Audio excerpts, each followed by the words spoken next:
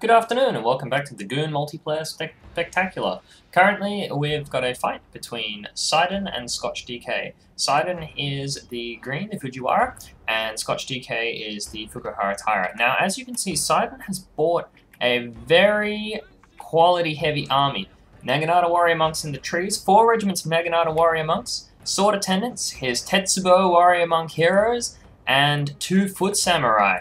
On the other end of the scale, ScotchDK's army is much larger and much more levy-focused. He's got 3 regiments of bow levy, and a couple of Naginata attendants, a few Naginata levy, and sword attendants. So it's a quite well-balanced army with, of course, his Naginata Warrior Monk hero as his core. So ScotchDK's set up quite well. He's got his opening wings, bows in front, spears on the side to protect against cavalry skirmishing, and swords in the center for a countercharge punch through if necessary. Quite a good thing. Now, one thing that I have noticed though is that Sydin very badly wants the archery dojo here. As he has a missile disadvantage, if he can seize the archery dojo, he will be able to in fact turn this into an advantage because of the sheer power of his foot samurai. Now, he's rushing his troops out to get there, and Scotch is sending his Naginata levy over to capture the farmhouse. Now, if I do have one statement I'd like to make about this, is that both players are taking it pretty easy and not really countering each other. They've just both conceded their opponent's buildings, which isn't necessarily the best case in the move of Scotch, because his opponent, with his very high quality troops, has a small number of men. Each unit he diverts away from the cause has a large impact on his ability to fight, while with the larger number of troops that Scotch has, he can send troops out in order to harass this archery dojo fight and basically get in the control zone, wager it back, run it through, that sort of stuff. Ideally, I probably would have sent a bow levy out there just to put shots into those very, very expensive Naginata Warrior Monks.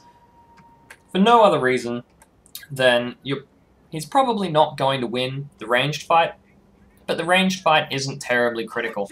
Now, Sydin is moving his general up into skirmish range, and as you can see, his foot samurai are doing a lot of damage. Now, but suddenly, out of nowhere, mounted Naginata. Scotch has had hidden units in the forest the whole time. Now the general is open and exposed, and a devastating countercharge.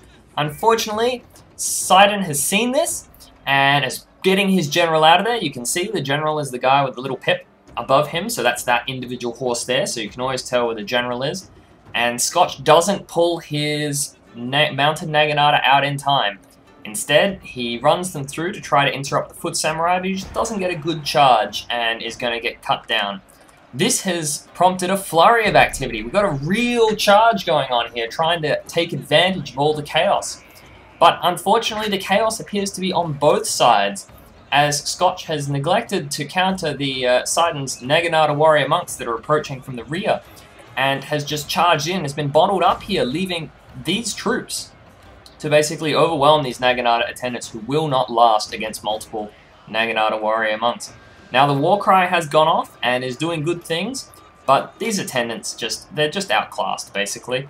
The real issue with the levy and these attendants is they just have no support. They've got enemy troops running around behind them, the general's out of aura radius, and that just means that the morale advantage is very firmly in Sydin's court, with the superior troop types, his guys in range, and of course you'll notice they have rally up on there. Now, hold firm was popped on the Warrior Monk heroes, as you can see, which will hold 3 of his units, extra defense, and they won't rout for the duration, but it should have been popped earlier because there was just not enough troops to take advantage of it. And at this point, it's really obvious that the battle line is it's collapsed into a broad melee. There are simply troops everywhere, and in this sort of a fight, there's really not too much to deal with the levy.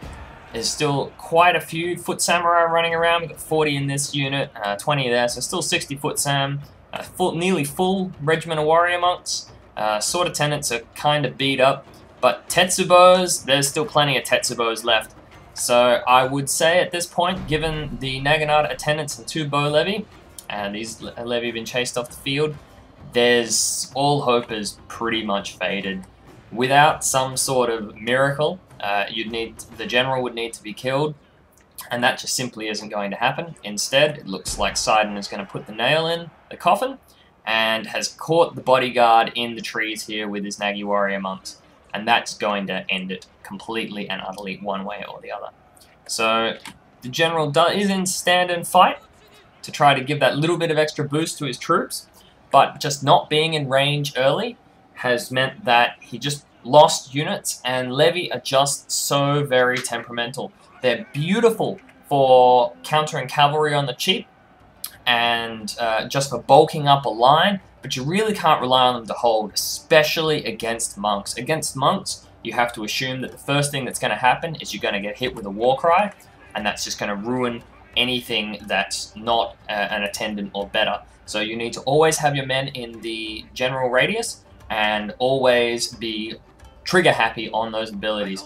It's better to pop them early and hold the line for no other reason than if you can just be putting shots into both sides with your archers, then you're losing levy, but they're losing monks, and so that's the sort of trade you want to be making. Nevertheless, it was very close. That countercharge from the trees by Scotch was a fantastic play, and I have to admit, the first time I watched this replay, I didn't see it coming. I thought he had all his troops on the field. He did a great job of hiding it. I just wasn't expecting it. It came out of nowhere, and it was a really, really good play. If he'd have been able to catch the general, just caught Sydin a little bit more off guard and got a slightly more solid charge, it could have been a totally different match. As it is, I'm really excited for the next one, and I hope you all enjoyed it. Have a good one, everyone.